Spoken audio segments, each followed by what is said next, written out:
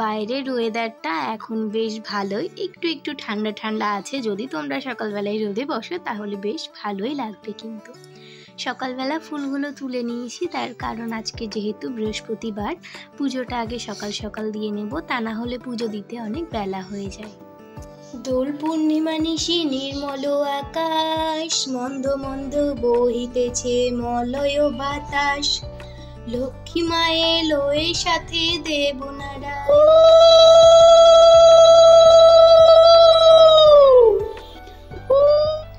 আজকে একটু তাড়াতাড়ি উঠে সকালের কাজগুলো সেরে নিয়েছিলাম। যেমন আজকে বানাবো হচ্ছে লাউ ডাল, তার সঙ্গে লাউ খোসা এবং আলু ভাজা। সেই কারণেই বেশি ঝামেলা না থাকায় সকালবেলাতে উঠেই লাউটাকে কেটে নিয়েছিলাম। আর এরপর লাউয়ের খোসা এবং আলু টালু কেটে একদম সব কিছু ধুয়ে ভালো করে ভিজিয়ে রেখেছিলাম। চালটাকেও ধুয়ে রেখেছিলাম যাতে রান্নাটা তাড়াতাড়ি হয়।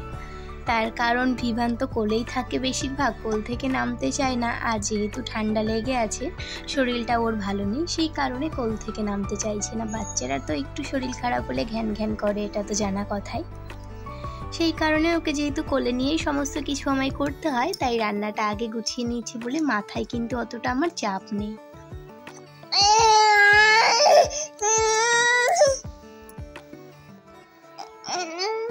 আর এদিকে রান্নাটাও বসিয়ে দিয়েছিলাম। লাউ ডালটা আমি আগে থেকেই সেদ্ধ করে রেখেছিলাম। আর এরপর এদিকে বসিয়েছি হচ্ছে লাউয়ের খোসা আর আলু ভাজা। এটা না খেতে ভালোই লাগে, তোমরাও একবার খেতে পারো। আমি চেষ্টা করছি হেলদি খাবার খাওয়ার, তার কারণ পুজোর পর থেকে খুব আনহেলদি খাবার খাওয়া হয়ে যাচ্ছে, স্ট্রিট ফুড, তেল জাতীয় খাবার। সেই কারণে একটু চেষ্টা করছি আজ থেকে যাতে একটু হেলদি খাবার খেতে পারি, সেই চেষ্টাই চলছে এখানে। দেখি কতদিন পারি।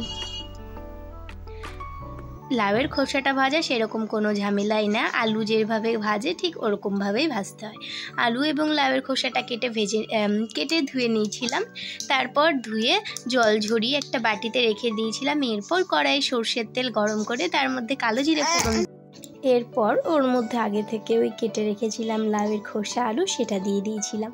তারপর দিয়ে দেব লঙ্কা আর লবণ। এরপর এটাকে ঢেকে একদম লো আঁচে ভালো করে ভেজে নিতে হবে। আর ভাজা হয়ে গেলে সামান্য হলুদ আর তার সঙ্গে একটু ব্যালেন্স করার জন্য চিনি দিয়ে নামিয়ে দিলেই তৈরি হয়ে যাবে।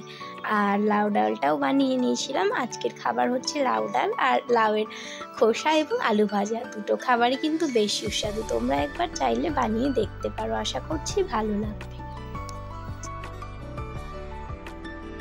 এই গাছটা ভিভানের বাবা এনেছিল নার্সারি থেকে, আর এনে লাগিয়েছিল অনেক দিন পর বলতে প্রথম ফুল ফুটলো। এর আগে একটা লাগানো আছে সাদা, আমার আগের ভিডিও দেখলে তোমরা জানবে, তবে সেটাই আপাতত আর কোনো ফুল ফুটছে না। এই লালটাই নতুন করে ফুল ফুটেছে, দেখতে তো বেশ ভালোই লাগছে। আর জবা ফুলটা দেখো, এরকম একটা যদি জবা ফুল তোমরা ঠাকুরের আসনে দাও না, পুরো আসনটা যেন ভরে থাকবে, আর কোনো ফুলের প্রয়োজনই হয় না। আর একটা গাছে দুটো ফুল ফুটেছে, একদম গাছটা পুরো ভরে আছে। আর আমি এই ফুলগুলো না গাছ থেকে তুলি না, দেখতে খুব সুন্দর লাগে।